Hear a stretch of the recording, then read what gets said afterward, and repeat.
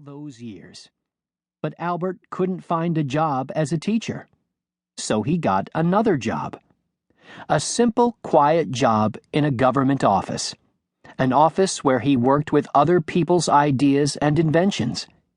He did his work very well and very quickly. So quickly that he had lots of extra time to think and wonder.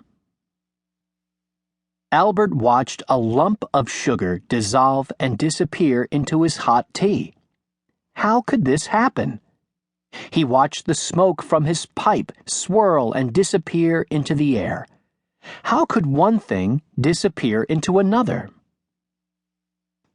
Then he began to figure it out. He thought about the idea that everything is made out of teeny tiny moving bits of stuff, far too tiny to see, little bits called atoms. Some people didn't believe that atoms existed, but Albert's figuring helped prove that everything in the world is made of atoms, even sugar and tea, even smoke and air, even Albert and you. Even this book is made of atoms. Then Albert thought about motion. He realized that everything is always moving, moving through space, moving through time. Even sound asleep, we're moving, as our planet circles the sun, and our lives travel into the future. Albert saw time and space as no one ever had before.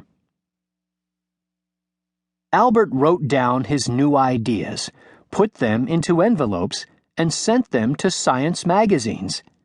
The magazines printed everything Albert sent.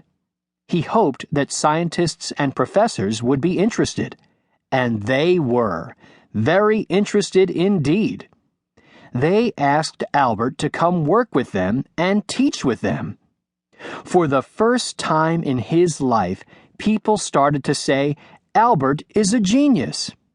Now Albert could spend all his days doing what he loved, imagining, wondering, figuring, and thinking.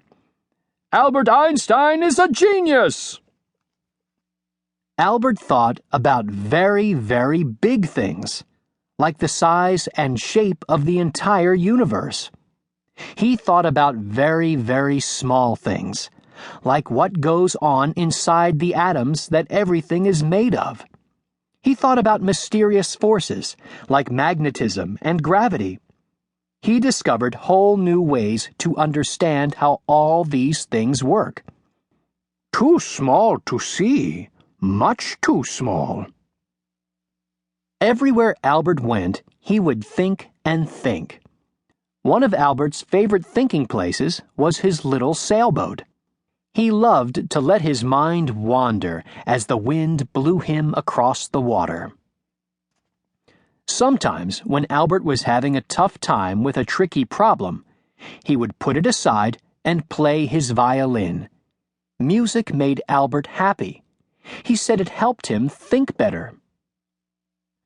Albert even chose his clothes for thinking. His favorites were his comfy, old, saggy, baggy sweaters and pants, and shoes without socks. He said now that he was grown up, no one could tell him to put on his socks. My feet are happier without socks. In the town where he lived, he became known for wandering around, deep in thought, sometimes eating an ice cream cone, always recognizable with his long, wild hair, which by then had become quite white. Everywhere Albert went, he tried to figure out the secrets of the universe, and he never forgot about the beam of light that he rode so long ago in his imagination. Albert figured out that no person, no thing, could ever zoom through space as fast as a beam of light. He figured that if he could travel near the speed of light, crazy things would happen. Only minutes would pass for Albert, while years and years went by for the rest of us. This idea was so amazing, people didn't believe